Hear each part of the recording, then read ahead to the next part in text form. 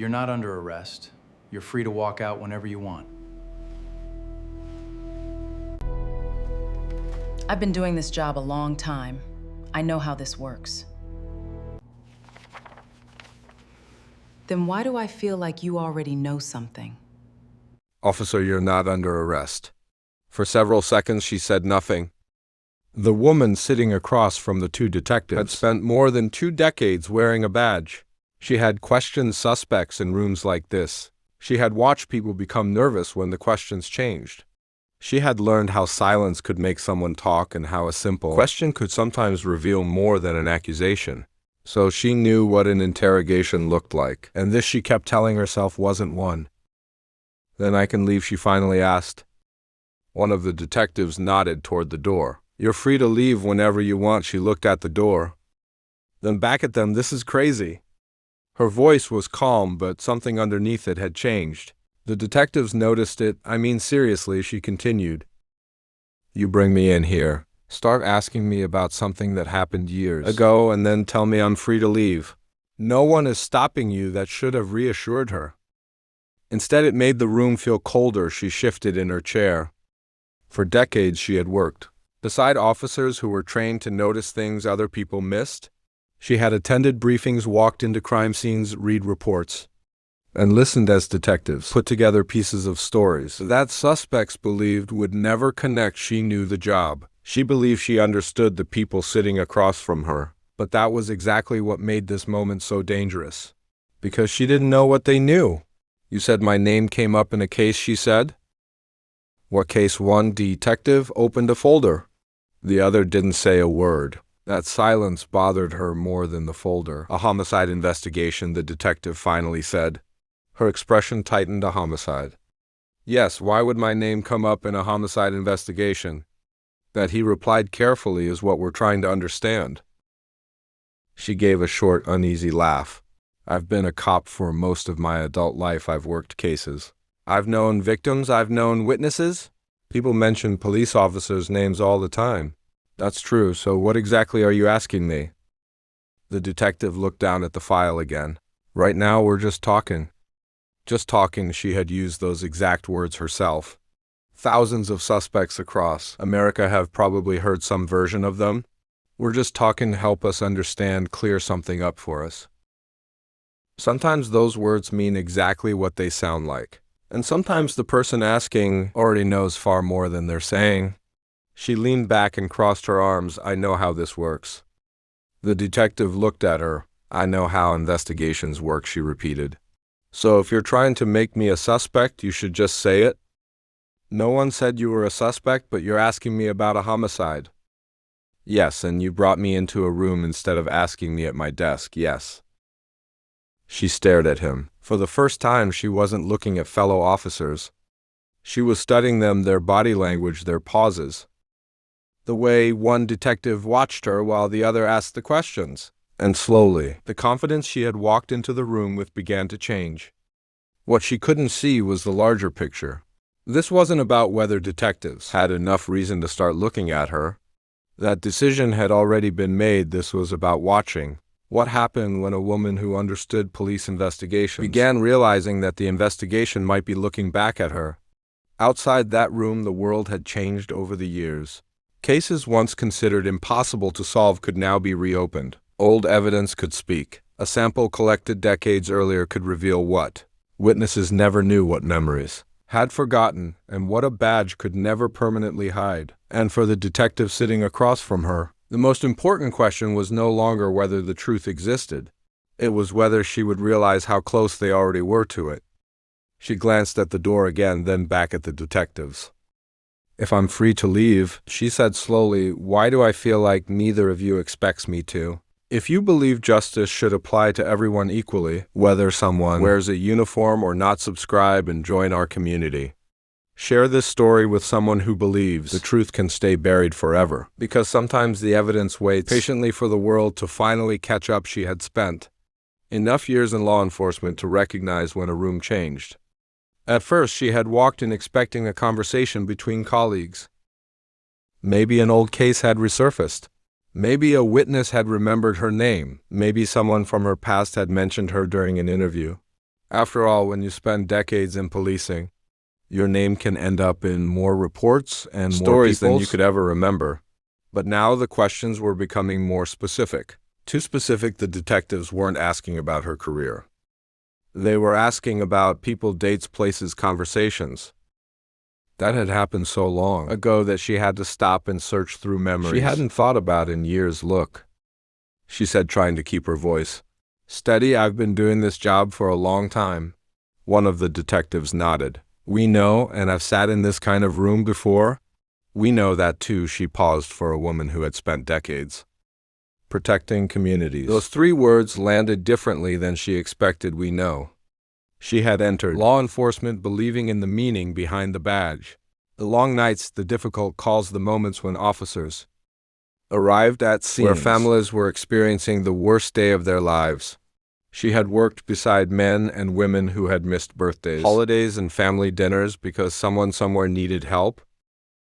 She knew that most people only saw the uniform, but officers saw everything behind it: the exhaustion, the pressure, the responsibility of making decisions in seconds that other people would spend years examining. And for Black women in law enforcement, the responsibility could carry an additional weight. They often had to prove themselves in rooms where people underestimated them before they even spoke. They could be expected to represent strength when they were tired, professionalism when they were frustrated, and patience when they knew they were being judged differently from the people standing beside them. The badge was supposed to represent one standard. The person wearing it could come from any neighborhood, any family, any background. But the responsibility was supposed to remain the same. Protect people, tell the truth, follow the evidence. That was why this moment felt so unsettling, because the detectives across from her were doing exactly what she had spent her career believing officers were supposed to do. They were following the evidence, even when it led somewhere uncomfortable. Let me ask you something, one detective said. She looked up. Do you remember the last time you spoke with her? The question seemed simple, but simple questions were often the most dangerous. She hesitated. It's been a long time. How long? I don't know. Years. Yes, more than 10. She looked away for a moment. Probably the detective wrote something down. She watched his pen. That small movement made her uncomfortable. What did you write? He looked up. Just taking notes. I know what taking notes looks like. For the first time, there was a slight edge in her voice. The detective didn't react. That made her even more uncomfortable. I just don't understand what you're looking for, she said. We're trying to understand the relationship. What relationship? The one you had with the people connected to this case. She gave a quiet laugh. Everybody has relationships. I've worked with thousands of people. We're not talking about work. The room became quiet again. Silence is strange when you work in law enforcement. To an ordinary person, silence can feel awkward. To an experienced investigator, silence can be information. She knew that, and now she found herself sitting on the other side of it. She shifted forward. Are you saying somebody told you something about me? We're asking you about what you remember that isn't what I asked. Neither detective answered immediately, and in that brief pause, something changed. She began looking at the questions differently. Before, she had assumed the detectives were searching for information. Now she wondered whether they were checking information they already had. It was a distinction every experienced cop understood, the difference between tell me what happened and tell me what you think we already know. Her eyes moved toward the folder again. She wanted to know what was inside it. Witness statements, old photographs, reports. Names she had forgotten, or something worse, she said slowly. Sometimes people remember things wrong after 20 or 30 years. That's true. Sometimes they convince themselves they saw something that happens. Sometimes people have reasons to blame someone. That happens too. The detective nodded as if he agreed with every word. That confused her. She had expected resistance. Instead, they were letting her talk. And the longer she talked, the more she seemed to hear her own words. This was another lesson she had learned during her career. People often reveal what matters to them, not when. Investigators force them to speak, but when they become convinced they need to explain themselves. She stopped, then looked directly at the detective. Why did you really ask me to come here? He held her gaze. Because the case was never solved. Her expression changed. For years, she had known what it meant when a case went cold. Families waited, mothers waited. Fathers waited, children grew older without answers. And victims became photographs and evidence files.